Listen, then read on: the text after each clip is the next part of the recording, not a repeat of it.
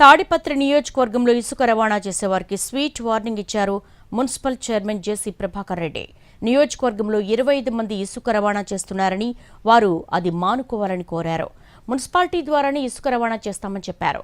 అక్రమంగా ఇసుక తరలిస్తే టిప్పర్ ఓనర్లను వదిలిపెట్టబోమని వార్నింగ్ ఇచ్చారు. వీరంతా తమ కోసం గత 5 ఏళ్లు పనిచేసిన వారని, కానీ ఇసుక తరలించి తనకు దూరం కావద్దని హెచ్చరించారు. టిప్పర్ ఓనర్లో మీ బండ్లు బయటికి రావు. ఎక్కడన్నా పోయి తోలుకోండి, నా కాన్స్టిట్యూన్సీలో తోలొద్దండి. దయచేసి చెప్తున్నా, బాగలేదు. మీరే డబ్బులు చేసుకోవాలనా? నేను ఎంత పోగొట్టుకున్నా అయితే నేను చేసుకోమంటారా? నేను వచ్చిన తర్వాత చెప్తున్నా, మీరెందుకు తోలుకోవాలా? మీరెందుకు కావాలా? సరే, మున్సిపాలిటీ ద్వారా తోలిస్తానండి, మున్సిపాలిటీ ద్వారా తోలిస్తా, దండిగా చేయొచ్చు పని. నేను ఒప్పుకోను.